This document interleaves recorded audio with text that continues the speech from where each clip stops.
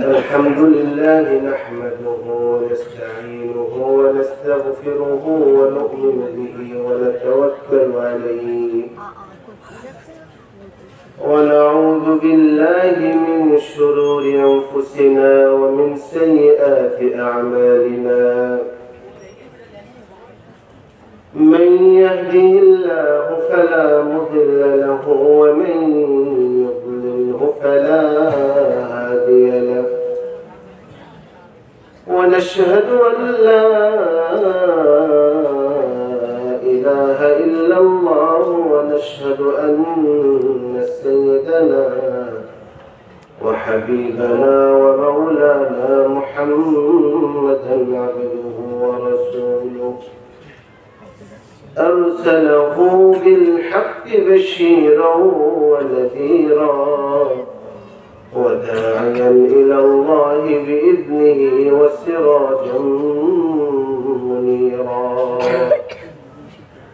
فقد قال الله سبحانه وتعالى في شان حبيبه آمرا ومخبرا أعوذ بالله من الشيطان الرجيم بسم الله الرحمن الرحيم إن الله وملائكته يصلون على النبي يا أيها الذين آمنوا صلوا عليه وسلموا تسليما اللهم صل على سيدنا مولانا محمد وعلى آل سيدنا مولانا محمد محفظ قل اللهم صل على سيدنا مولانا محمد وعلى آل سيدنا مولانا محمد পশু পাখি সবাই বলে আজ আমাদের খুশির দিন মোদের মাঝে তশরীফ আনলেন রহমাতাল লিল আলামিন আল্লাহুম্মা সাল্লি আলা سيدنا مولانا محمد وعلى آل سيدنا مولانا محمد بلغ العلا بكماله كشف الدجى بجماله حسنت جميع خصاله صلوا عليه وآله محبت أكبر كلمة التوحيد ذكر کرنی لا إله إلا الله جور لا إله إلا الله لا إله إلا الله لا إله إلا الله لا إله إلا الله لا إله إلا الله لا إله إلا الله لا إله إلا الله لا إله إلا الله لا ইলাহা ইল্লাল্লাহু মুহাম্মাদুর রাসূলুল্লাহ সাল্লাল্লাহু আলাইহি ওয়াসাল্লাম। মুআজ্জাজ মুহতারাম ওয়াজিবুল ইহতিরাম কাদেরিয়া খানকা শরীফের সম্মানিত হযরত সাইয়েদ কেবলা, আমাদের রক্ত জলসার সম্মানিত সভাপতি আমাদের হযরত মাওলানা ইলিয়াস রহমান কাদেরী মাদ্দাদিল্লাহুল আলী, আজকের এই মুতাবারক জলসার সম্মানিত প্রধান অতিথি শামসাবাদ দরবার শরীফের সম্মানিত পীর সাহেব হুজুর কেবলা, আমার বড় ভাইজান আল্লাহ হযরত মাওলানা মুফতি মাহবুবুর রহমান মাদ্দাদিল্লাহুল আলী দামাত বারাকাতুহুল আলিয়া, সকলে বলি আল্লাহুম্মা আমিন। হযরত উলামায়ে কেরাম, আগত আল্লাহ তাআলার নেক বান্দাগণ, পর্দার আড়ালের আওয়াজ শ্রবণরতা মা ও বোনেরা, আল্লাহ পাকের হুজুরে শুকর আদায় করি। পবিত্র রমাদান মাসের একেবারেই কাছাকাছি সময় চলে এসেছে। আল্লাহ পাক যিনি আমাদেরকে হায়াতকে বৃদ্ধি করেছেন এবং এই সম্মানিত জলসাতে, মুতাবারক জলসাতে তিনি আমাদেরকে হাজির করেছেন, আল্লাহ তাআলার দরবারে শুকর আদায় করে নিন। সকলে প্রাণ খুলে, মন প্রাণ উজাড় করে সকলে কালিমাতুশ শুকর সকলে করে নিই আলহামদুলিল্লাহ। পাশাপাশি দরুদ এবং সালাম পেশ করি আমাদের সকলের প্রাণের নবী সাইয়্যিদুল মুরসালিন, খাতামুন নবিয়্যিন, আফতাবুন নবুওয়াত, শাহেনশাহে নবুওয়াত, শানে রিসালাতের সর্বশেষ যিনি পরিপূর্ণতা প্রদানকারী, আমাদের সকলের প্রাণের নবী সাইয়্যিদুল মুরসালিন, খাতামুন নবিয়্যিন, আহমদ মুজতাবা মুহাম্মদ মুস্তাফা সাল্লাল্লাহু আলাইহি ওয়াসাল্লামের প্রতি। মুহতারাম হাজিরিন, নবীজির নাম শুনলে মনের মধ্যে দোলা আসবে না, এটা হতে পারে না। এজন্য সেজন্য ইমাম আবু হানিফা রাহমাতুল্লাহ আলাইহির একটি কওল আপনাদেরকে, ওনার একটি কওল হচ্ছে, কেউ যদি 4 রাকাত বিশিষ্ট নামাজের আত্তাহিয়াতু পড়ে তো দাঁড়িয়ে যেতে হয় 3 রাকাতের জন্য, নাকি? এটা নিয়ম না? কিন্তু কেউ যদি ভুলে দরুদ শরীফ পড়া শুরু করে দেয়, তাহলে ওনাকে কি করতে হয়? সাহু সিজদা দিতে হয়। কি দিতে হয়? নামাজ শেষে সাহু সিজদা, বুঝেন তো? অর্থাৎ নামাজটাকে শুদ্ধ করার জন্য 2টা অতিরিক্ত সিজদা, একটা সালাম ফিরে 2টা সিজদা দিয়া তারপরে আবার আত্তাহিয়াতু দুরূদ শরীফ দোয়া মাসুরা শেষ করে 2বার সালাম ফিরে নামাজ শেষ করতে হয়। তো কোন পর্যন্ত পড়লে তাকে সাহু সিজদা দিতে হবে, এই মাসআলা এসে ইমাম আযম আবু হানিফা রাহমাতুল্লাহ আলাইহি তিনি বলেছেন, কেউ যদি আল্লাহুম্মা সাল্লি আলা, বলে কি, কেউ বলেন মুহাম্মদ সাইয়্যিদনা মুহাম্মদ, নামাজের মধ্যে জায়েজ আছে উভয়টাই। কেউ যদি মুহাম্মদ পর্যন্ত বলে অথচ তার এখনো খেয়াল হয়নি, সে পড়ে যাচ্ছে, তো মুহাম্মদ বলা পর্যন্ত তার উপরে সৌজদা লাজিম হয়ে যায়, দিতে হবে তার। আশ্চর্য কথা, নবীজির নাম শুনলে তো সৌজদা, নবীজির নাম মুখে নিতে তো সৌজদা মাফ হয়ে যাওয়ার কথা, সৌজদা দেওয়া লাগতেছে কেন? ওই রাতেই আমার নবীজি মুহাম্মদ রাসূলুল্লাহ সাল্লাল্লাহু আলাইহি ওয়াসাল্লাম ইমাম আযম আবু হানিফা স্বপ্নে যোগে এসে বলেছেন, আবু হানিফা, আমার নাম নিলে নাকি সাহু সিজদা দিতে হয়, তুমি কি এটা বললা? বলে, হুজুর, আমি কেন বলেছি আমার ইচ্ছাটা আপনি একটু শুনেন। আল্লাহুম্মা সাল্লি আলা সাইয়্যিদিনা মুহাম্মদ, আপনার নাম বলতেছে, এখনো ওই মুমিনের চেতন এখনো ফিরে আসে নাই, এটা হইতে পারে না। সুবহানাল্লাহ। মানে সে আপনার নাম নিতেছে, এখনো তার বোধ ফিরত আসে নাই, মানে সে গাফেল। এই গাফলতি করার কারণে আমি তার জন্য করতেছি সৌজদা 2টা বেশি দেওয়া দরকার। নবীজির নাম শোনার সাথে সাথেই তো সমস্ত রক্তের মধ্যে, সমস্ত অস্তিত্বের মধ্যে কম্পন চলে আসার কথা, ভূমিকম্প চলে আসার কথা। এটি মহব্বতের দাবি, এটাই মহব্বতের দাবি। এই জন্য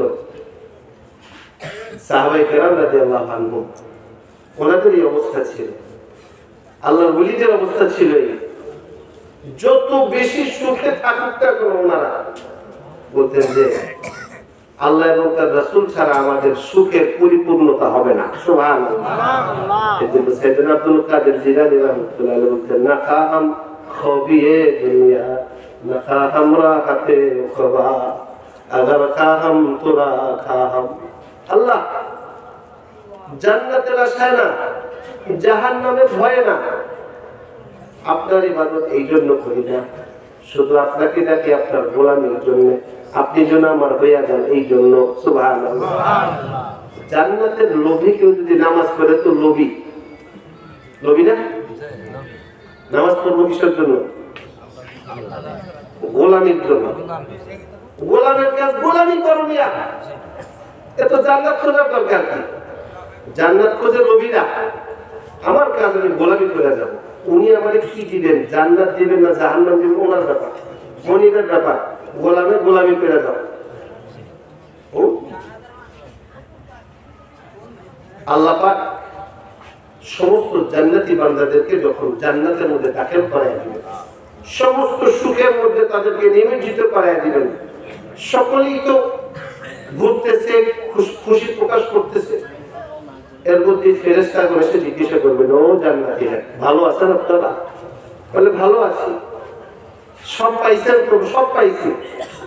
ভালো না থাকি কেন? সব তো পাওয়া গেছে। মনের মধ্যে একটু খচখচ খুঁতখুত করতেছে, কি যেন নাই, কি যেন নাই, কি যেন নাই। জান্নাতের সব পাচ্ছেন কিন্তু কি যেন নাই। জান্নাতের অবস্থা জানেন তো আপনারা? ছোট একটা জান্নাত, সর্বনিম্ন জান্নাত আমাদের 10টা দুনিয়ার চেয়েও বেশি বড়। সুবহানাল্লাহ। মালা আইনুন রাআত ওয়ালা উযুনুন সামিআত ওয়ালা খাতারা কলবু বাশার, কোন চোখ দেখে নাই, কান শুনে নাই, অন্তর কল্পনা করার সাহস করবে না, এত বড় নিয়ামত আমি বান্দার জন্য রেখে দিয়েছি। সুবহানাল্লাহ। জান্নাতে চলে যাবেন, সমস্ত বান্দারা জান্নাতের মধ্যে ঘুরতে থাকবেন, মনের মধ্যে কষ্ট, কি যেন নাই, কি যেন নাই। ফেরেশতাগণ এসে বলবেন, ও জান্নাতীরা, জানি তোমাদের মধ্যে একটা অপূর্ণতা কাজ করতেছে এখনো, হয়তো তোমাদের সবকিছু পাওয়ার পরও কি যেন পাও নাই। শোনো বলে দেই, তোমাদের সাথে সবচেয়ে সুন্দর মুহূর্ত সেটাই তোমরা এখনো পাও নাই, সেটা হচ্ছে তোমাদের রবের সাথে তোমাদের সাক্ষাৎ এখনো হয় নাই। সুবহানাল্লাহ। এই তো সময় চেতনা আসবে, হায় হায় কথা তো ঠিক, আমাদের রবের সাথে তো এই জন্য সাক্ষাৎ হয় না, এটাই তো আমাদের সবচেয়ে বেশি অপরিপূর্ণতা। সমস্ত জান্নাতীরা এবার উন্মুখ হয়ে থাকবেন। আমার আল্লাহ তাআলা 70,000 নূরের পর্দাগুলোকে উঠাইয়া যখন জান্নাতীর দিকে নজর দিবেন, জান্নাতীরা এমন ব্যবহার হয়ে তাকিয়ে থাকবে, হাদিসে আসছে 50,000 বছর কাইটা যাবে, কারো কোনো খবর থাকবে না। সুবহানাল্লাহ। 50,000 বছর কি আমাদের এই দিনের সমান? না, আখিরাতে 50,000 বছর। সুবহানাল্লাহ। এত সুন্দর আমার রবের চেহারা মুবারক, 50,000 বছর কেটে যাবে, কারো কোনো খবর থাকবে না। এটাই আমার আল্লাহ পাক বলেছেন, উজুহু ইয়াওমাইদিন নাযিরাতুন ইলা রাব্বিহা নাযিরা। ওদের সমস্ত চোখগুলো আমার রবের দিকে তাকাইয়ে সমস্ত চেহারাগুলো সব সবুজ সবুজ তাজা তাজা হয়ে যাবে। সুবহানাল্লাহ। নবীজি হাদিসে বলেন, ইন্নাকুম সাতারাউনা রাব্বাকুম কামা তারাউনা লাইলাতাল কদরি লাইলাতাল কামারি।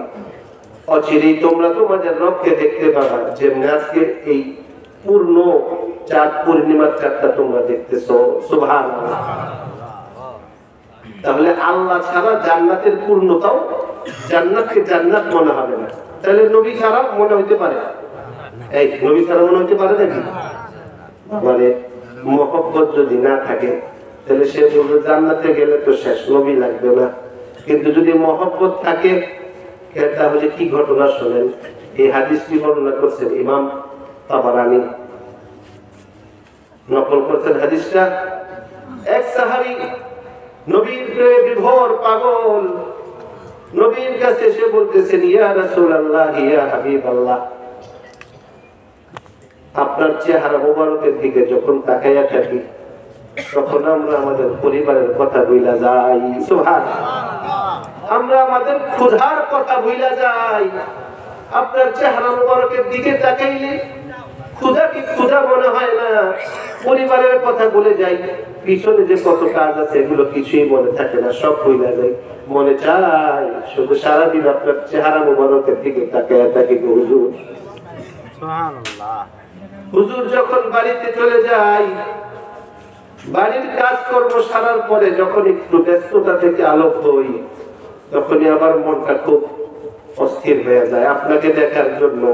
শুইতে আসি মসজিদে নববীর পানে, আপনার সাথে নামাজ পড়ি আর আপনার চেহারা মোবারকের দিকে তাকাইয়া থাকি, আর আমাদের দিলটাকে ঠান্ডা করে ফেলি। হুজুর যখন ইচ্ছা তখন আপনাকে দেখতে পারি, কিন্তু হুজুর মনের মধ্যে একটা কথা উঠছে, হুজুর যখন আমি ইন্তেকাল করব, আপনি দুনিয়া থেকে চলে যাবেন, আল্লাহ পাক যখন সকলের জন্য জান্নাতের ফয়সালা করে দিবেন, যখন আমি জান্নাতে ঢুকবো, আমি তো ছোট মানুষ হুজুর, আমাকে তো আল্লাহ পাক ছোট জান্নাত দিবেন, আপনাকে তো সর্বোচ্চ পর্যায়ের জান্নাত দিবেন। হুজুর হুজুর দুনিয়ার বুকে তো আপনাকে যখন চাই দেখতে পাই, জান্নাতে গিয়া যদি আপনাকে না দেখি আমার মনটা ঠান্ডা হবে না। হুজুর সুবহানাল্লাহ। হুজুর আপনি তো অনেক উঁচায় থাকবেন, ইচ্ছা করলে তো আপনার কাছে যাইতে পারবো না, এখানে একটা নিয়ম থাকবে হয়তো। হুজুর হুজুর সাল্লাল্লাহু আলাইহি ওয়াসাল্লাম চুপ থাকলেন, কারণ নিজের থেকে তো হুজুর কোনো জবাব দেন না, দেন নাকি? হুজুর নিজের থেকে কিছু বলেন? ওয়া মা ইয়ানতিকু আনিল হাওয়া ইন হুয়া ইল্লা ওয়াহয়ু ইউহা। নিজের থেকে কিছু বলেন না, যেটাই বলেন তিনি ওহীর মাধ্যমে বলেন। হুজুর চুপ করে আছেন, আল্লাহ পাক জিবরাইল আমিনকে পাঠিয়ে দিলেন, জিবরাইল যাও এই আয়াতটা নাযিল করে আমার নবীকে শুনিয়ে দাও। ওয়া মাইয়ুতিল্লাহা ওয়ার রাসূলা ফাউলাইকা মা'আল্লাযীনা আন'আমা আল্লাহু আলাইহিম মিনান নাবিয়্যিনা ওয়াস-সিদ্দীকিনা ওয়াশ-শুহাদা'i ওয়াস-সালিহিন ওয়া হাসুনা উলাইকা রাফীকা। যারা আল্লাহ এবং তার রাসূলকে মানবে, মহব্বতের মতো মহব্বত করবে, তারা নবীদের সাথে, সিদ্দিকদের সাথে, শুহাদাদের সাথে তাদের হাসর হবে, তারা জান্নাতে তাদের সাথে থাকতে পারবে। সুবহানাল্লাহ। তাহলে বোঝা গেছে আল্লাহ এবং তার রাসূল ছাড়া জান্নাতকেও জান্নাত মনে হবে না। এটা কেন, কি কারণে? এটা মহব্বতের কারণে। বাবারে মহব্বতের অভাব যখন হয়ে যায় তখন বিভিন্ন মাসআলা মাসাইল জিজ্ঞাসা করে, হুজুর নবীকে দাঁড়ায় সালাম দেওয়া যায়? এটা কেন? বলে মহব্বত, এই জন্য জিজ্ঞাসা করছে। মহব্বতের যখন অভাব হয়ে যায় তখন মাসআলা জিজ্ঞাসা যায়, যখন মহব্বতের অভাব না হয় মাসআলা জিজ্ঞাসা করে না। আপনার সন্তানকে আপনি ভালোবাসেন, তার পায়ের মধ্যে আপনি চুমু দেন, হাতে চুমু দেন, কপালে চুমু দেন, দেন না?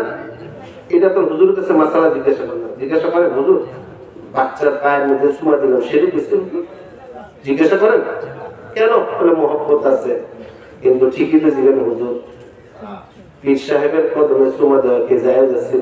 কদম মুসলিম কথা। কারণ কি? মহব্বতের অভাব হয়েছে। এই জন্য মহব্বত থাকলে আর ফতোয়া জিজ্ঞাসা করে না। মহব্বতের পর্যায়ে আলাদা।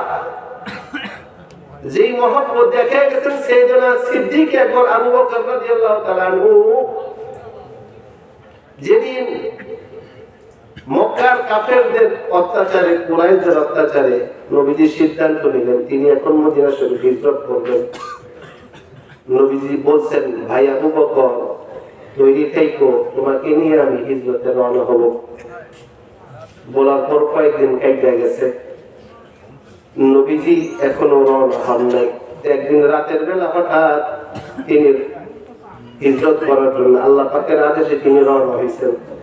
সিদ্দিক একবারের বাসায় গিয়া দরজার মধ্যে এমন ভাবে কড়া নাড়লেন, কারণ তিনি ধারণা করতেছেন রাতের বেলা সবাই তো ঘুমিয়ে গেছে, আমার ডাকার কারণে ঘরের মানুষের অসুবিধা হয়।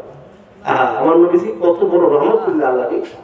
ঘুমন্ত মানুষের কষ্ট না হয়, আস্তে করে একটা টোকা দিচ্ছেন, দেওয়ার সাথে সাথে দরজা খুলে সিদ্দিক একবার বলতেছেন লাব্বাইকা ইয়া রাসূলুল্লাহ, হুজুর আমি হাজির।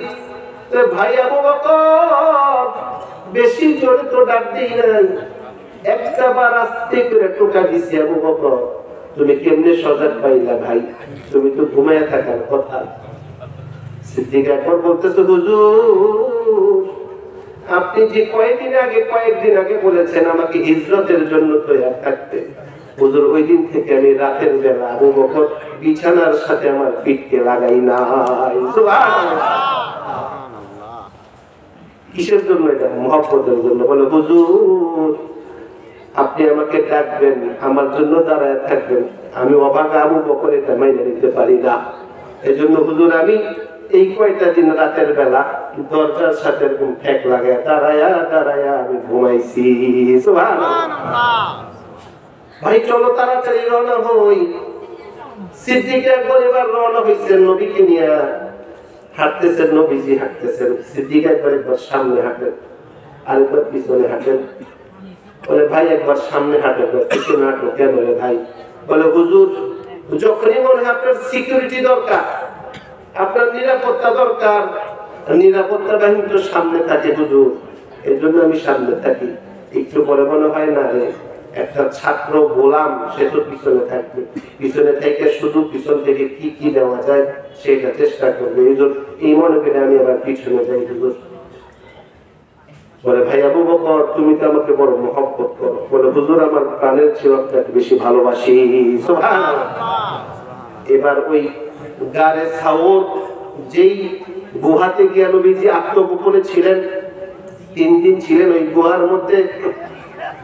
ওই গুহার মধ্যে নবীজি বললেন ভাই আবু বকর এই গুহার মধ্যে আমরা কিছু সময় কেন অবস্থান করবো, আত্মগোপন করবো।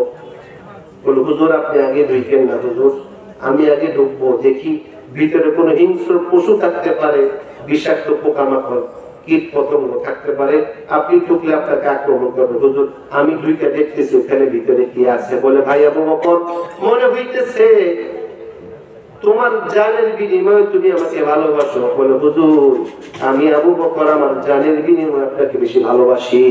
সুবহানাল্লাহ। সেটা আবু বকর ভিতরে ঢুকে পরিষ্কার করলেন, করার পরে দেখতেছেন কয়েকটা গর্ত। নিশ্চিত ভাবে গর্তের মধ্যে কি থাকে? বলে সাপ থাকে।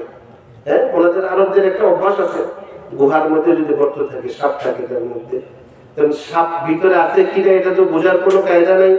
তবে সেদিন আবু বকর যেমন পাগড়ি অথবা আরেকটা কিছু কাপড় ছিল ওনার কাছে, কাপড়গুলো ছিঁড়া ছিল, গর্তের মুখগুলো বন্ধ করে দিয়েছেন যাতে গর্তের মধ্যে থেকে কিছু না বের হতে পারে। সমস্ত কাপড় শেষ হয়ে গেছে, একটা গর্তর মুখ এখনো বাকি আছে, এটা ভরা যায় নাই। সেদিন আবু বকর বলতেছেন হুজুর আপনি আসেন, এখানে আরাম ফরমান, আমি আবু বকরের রানের মধ্যে আপনি আরাম ফরমান হলো, আমি বৈশা বৈশা প্রাণ ধরে আপনাকে দেখতে থাকি। সুবহানাল্লাহ।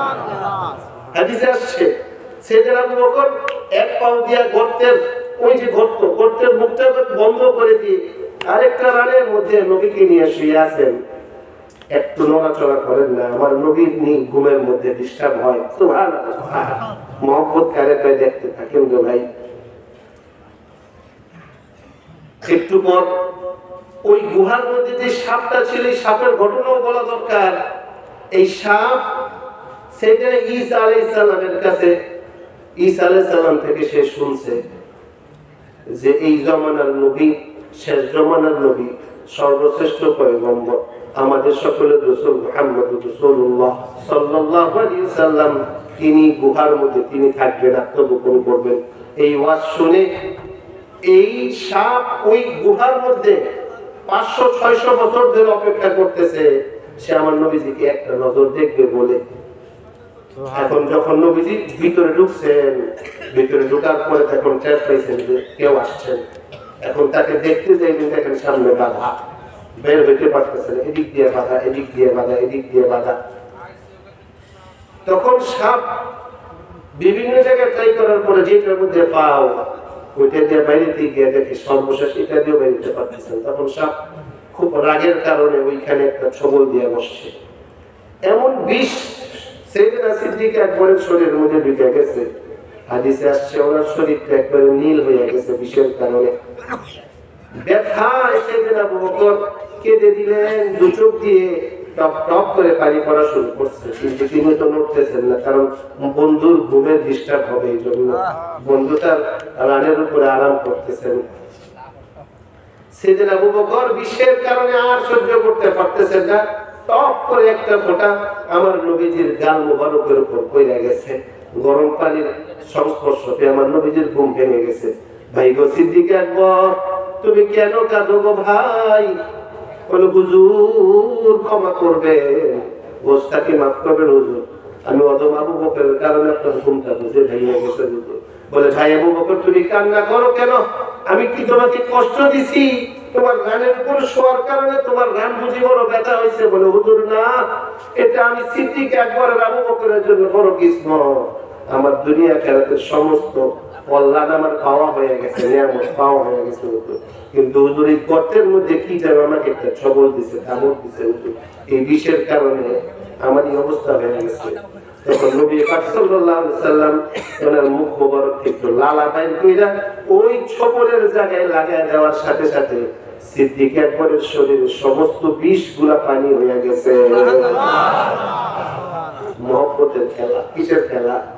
মহব্বতের খেলা। উরওয়া ইবনে মাসউদ আস-সাকাফি তারে কুরাইশরা পাঠাইছে, তিনি তখন মুসলমান হন নাই, পরবর্তীতে সাহাবী হয়েছে। এই হাদিসটা আমার বইটার নামে বানায় বলতেছি, এটা বুখারী শরীফের হাদিস। বুখারী শরীফের ব্যাপারে কোনো সন্দেহ আছে? হ্যাঁ, আসাহুল কুতুবি বাদা কিতাবিল্লাহ, কোরআন শরীফের পরে পৃথিবীর বুকে সবচেয়ে সহিহ শুদ্ধ বিশুদ্ধ কিতাব হচ্ছে কি? বুখারী শরীফ। বুখারী শরীফের ঘটনা বলছি, হাদিস বলছি। উরওয়া ইবনে মাসউদ আস-সাকাফি হুদায়বিয়ার সন্ধি চুক্তির কারণে কাজের জন্য কুরাইশরা পাঠাইছে নবীর কাছে, যাই একটু তার অবস্থা দেখে আসে, কি অবস্থা তার।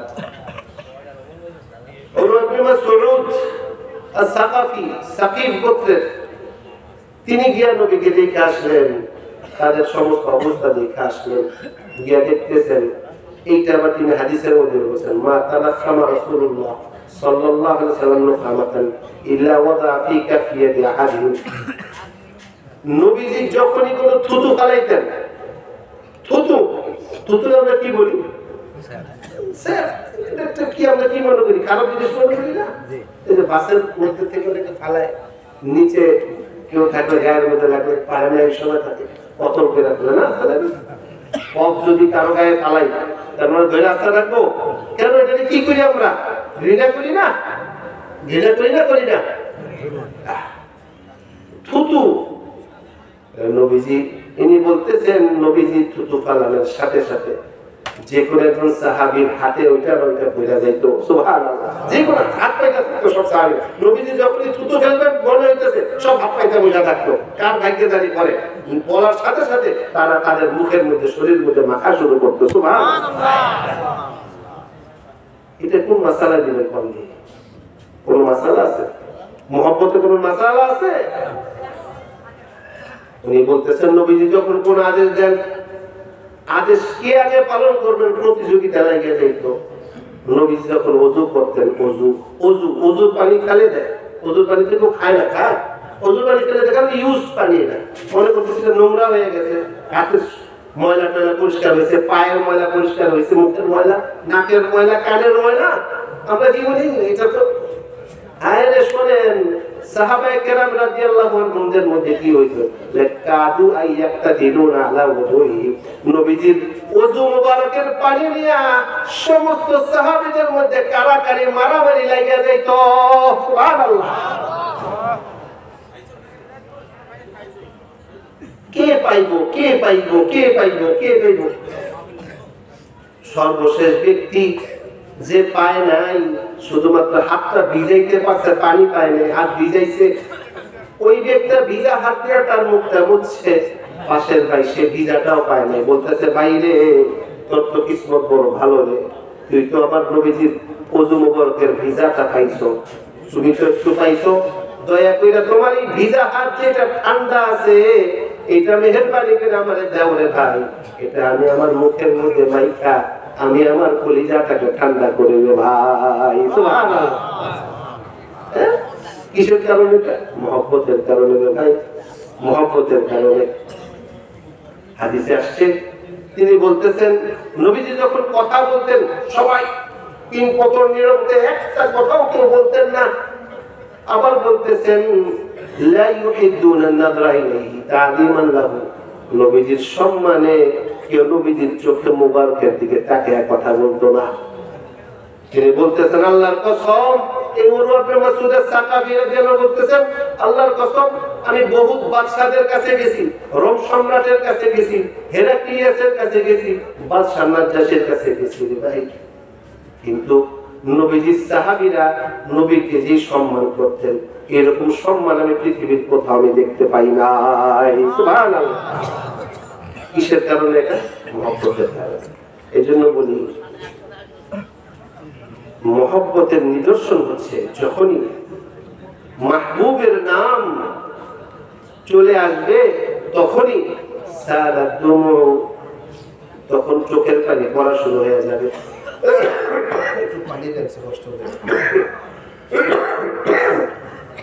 যখন নবীজির নাম মুবারক স্মরণে আসে, যখন নবীজির নাম কেউ কানে শুনে সাথে সাথে মনের মধ্যে আন্দোলন শুরু হয়ে যায়। এটি মহব্বতের দাবি রে ভাই। এই জন্য মুহতারাম হাজিরিন, হুব্বুল্লাহি ওয়া রাসূলিহি সাল্লাল্লাহু আলাইহি সাল্লাম, আল্লাহ এবং তার রাসূল সাল্লাল্লাহু আলাইহি সাল্লামের প্রেম, মহব্বত, ভালোবাসা, এটা হচ্ছে ঈমানের দাবি। এটার কাছে পৃথিবীর কোন নিয়ামত এটার মধ্যে পাত্তা পায় না। আল্লাহ তার রাসূল বাস, অন্য কোনো কিছুর পরোয়া করে না। সাইয়েদনা আবু বকর, সাইয়েদনা আব্দুল কাদের জিলানী রাহমাতুল্লাহ আলাইহি যেহেতু আজকের উপলক্ষ, ওনাদের সামান্যতম খেয়াল আল্লাহ এবং তার রাসূল থেকে কোনো ছুঁইটা দেয় না একটা মুহূর্তের জন্য। ওনার কাছে বাদশারা আসতেন, উজিররা আসতেন, কিন্তু ওনাদের যেটা বলার সত্য কথা বলে দিতেন। সেদিন আমার বড় পীর আব্দুল কাদের জিলানী রাহমাতুল্লাহ আলাইহি একটা ওয়াকিয়া, উজির জাফর, বাদশা মুস্তানজিব বিল্লাহ উজির ছিল, উজির জাফর। উজির জাফর তিনি এক ওই জমানার এক বড় আলেমের কাছে বলতেছেন, ভাই আব্দুল কাদের জিলানী আমাদের যে বড় পীর সাহেব হুজুর, ওনাকে আমি বড় শ্রদ্ধা করি, কিন্তু যখনই ওনার কাছে যাই তিনি আমার প্রতি একটু শক্ত আচরণ করেন। উজিরের সাথে কি আচরণ করেন? উজির মানে বুঝছেন তো, আমাদের বর্তমান সময় যিনি প্রধানমন্ত্রী, উজির বুঝে নেই প্রধানমন্ত্রী, আর যিনি বাদশা কিন্তু প্রেসিডেন্ট, আর উজির কি প্রধানমন্ত্রী। আমাদের এই দেশের প্রধানমন্ত্রী বা যে কোনো দেশের প্রধানমন্ত্রীর সাথে আমাদের হুজুরদের আচরণ কেমন হয়? পায়ের মধ্যে ধৈরা পেরা থাকে, কিন্তু ওনাদের খেয়াল কখনো আল্লাহ থেকে ছুটে যায়নি। আল্লাহর দিকে যতক্ষণ ওনাদের খেয়াল থাকবে পৃথিবীর ওনার খেলাদের কাছে সব মাটির মতো। সুবহানাল্লাহ। হ্যাঁ, উজির বলতেছে আবু হুবায়রা, ওই আলেমের নাম, তাকে বলতেছে, ভাই হুজুর যখনই ওনার কাছে যাই উনি একটা খেজুর গাছের দিকে তাকায়া বলেন, এই খেজুর গাছের গর্দানটা আমি কেটে ফেলবো। কি করবো? কেটে ফেলবো। তো উজির তো বুঝা ফেলে, খেজুর গাছের গর্দান বলে না, তার নিজের গর্দানের কথা বলে। বুঝলেন না কথা? খেজুর বলে খেজুর গাছ, কিন্তু যখনই উজির ঢুকে তখনই কথাটা বলে, তখন তো উজির বুঝে যে কথাটা তার উদ্দেশ্য করে বলে। ভাই আপনি যদি হুজুরকে একটু বুঝায় বলেন আমার সাথে কঠোর আচরণটা তিনি যেন না করেন। তিনি ঠিক আছে, আমি একটু হুজুরকে একটু বুঝায় বলবো না। আলেম তো আলেমের সাথে সে আদব বুঝে। তো তিনি সাইয়েদনা আব্দুল কাদের জিলানী রাহমাতুল্লাহ আলাইহি দরবার শরীফে গেছেন এটা বলার জন্য, কিন্তু গিয়ে দেখেন ভিড়, চারপাশে মুরিদরা বসে আছে। তিনি চিন্তা করতেছেন মুরিদরা চলে গেলে যখন একা হবে তখন বলবো না, বসে আছে না। এই ভিড়ের মধ্যে সাইয়েদনা আব্দুল কাদের জিলানী রাহমাতুল্লাহ আলাইহি বলতেছে কাউকে নির্দিষ্ট উদ্দেশ্য বলতেছে, সত্য সত্যি আমি তার মাথা কেটেই ফেলবো। বুঝলেন এই কথাটা? সত্য সত্যি আমি তার মাথা কেটেই ফেলবো। ওই আলেম তো বুঝে ফেলছেন কারে উদ্দেশ্য করে বলছেন, তিনি ওখান থেকে আসতে পেরে বাইরে চলে আসছেন। আব্দুল কাদের জিলানী রহমাতুল্লাহকে এটা বলেন না। তো যখন গেছেন ওই উজিরের কাছে, উজির বলে ভাই বলছিলেন আপনি ওনাকে কথাটা? বলে ভাই কি বলবো, বলার জন্য গেছি, গিয়ে দেখে মানুষের ভিড়, তো বসছি, গিয়ে দিয়ে কথা বলতেছেন, আমি সত্যি ওনার মাথা কেটে ফেলবো। বলে তখন উজির শুনে সাথে সাথে কাই যাচ্ছেন, উনি যে সত্য সত্য হক একজন আল্লাহর ওলি, এতে কোনো সন্দেহ নেই। কারণ আল্লাহর ওলিদের মধ্যে আল্লাহ পাক সেই ইলহাম জায়গা দেয়, অবস্থা জায়গা দেয়। বাদশাহ মুস্তানজির বিল্লাহ, খোদ বাদশাহ খলিফা, খলিফা মানে তখন বিশ্ব জাহানের একক পাওয়ার প্রেসিডেন্ট, সমস্ত বিশ্ব জাহানের প্রেসিডেন্ট মুস্তানজির বিল্লাহ আব্বাসী খলিফা। উনি বাদশার দরবারে দেখা করতে গেছেন। উনি কখনো বাদশার দরবারে, আল্লাহর ওলিরা কখনো বাদশার দরবারে যেতেন, উনি যে বাদশারা তার কাছে আসে। তো গেছিল ওনার দরবারে 10 ব্যাগ স্বর্ণ, 10 ব্যাগ স্বর্ণ, এত ভাগ, এত বড় বস্তা, একজন মানুষ জায়গাতে পারত না। 10 জন মানুষ 10টা বস্তা খুব কষ্ট করে স্বর্ণের বস্তা আব্দুল কাদের জিলানী রহমাতুল্লাহর সামনে নিয়ে আসছে। মনে হচ্ছে হুজুরকে হাদিয়া দিয়েছে, হুজুর এবার খুশি হয়ে বাহবা দিব, দোয়া দিব। হ্যাঁ, আব্দুল কাদের জিলানী রহমাতুল্লাহ এগুলো কি? হুজুর আপনার জন্য কিছু নজরানা আছে, হাদিয়া আছে।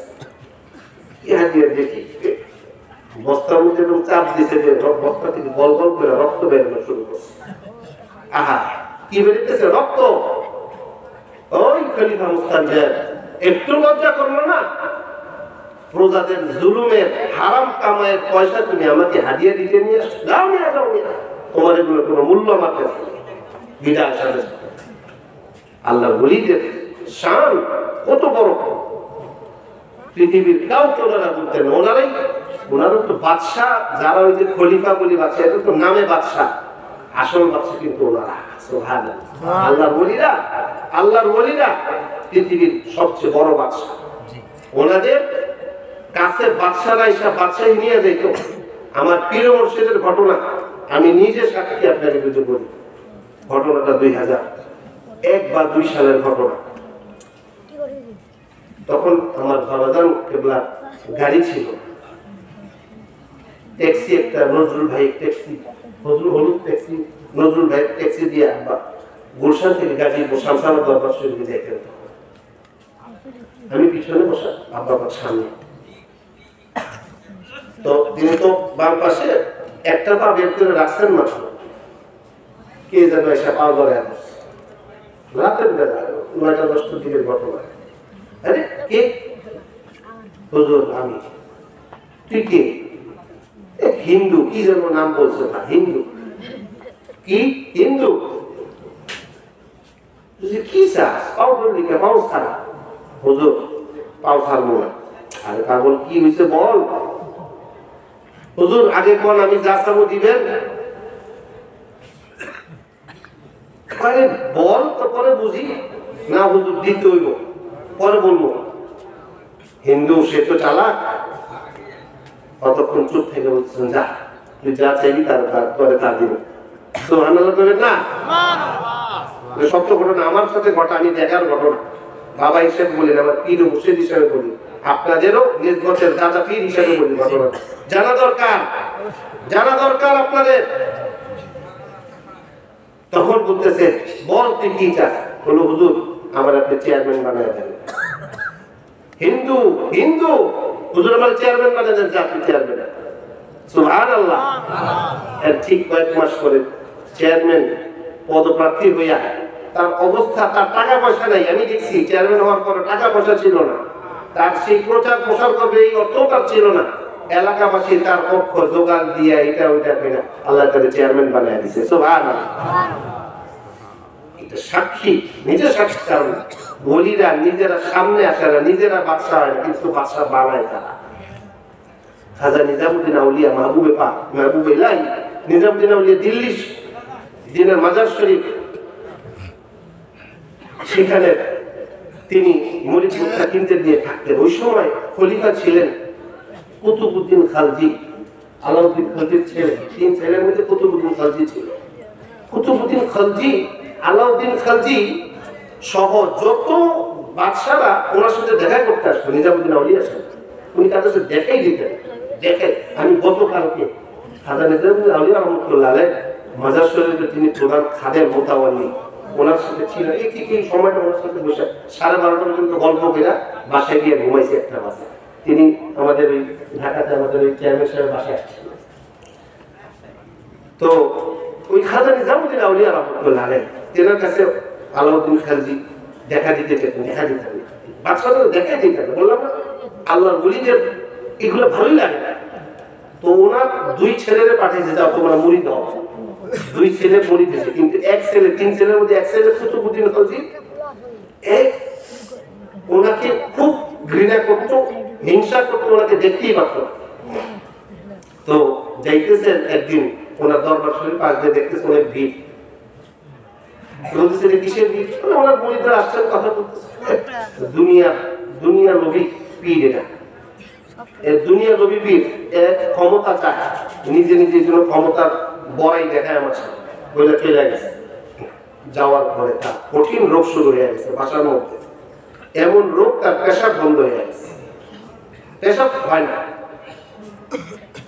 তখন ডাক্তার কবিরা সব দেখাই গেছে, পেশাব তো চালু হয়।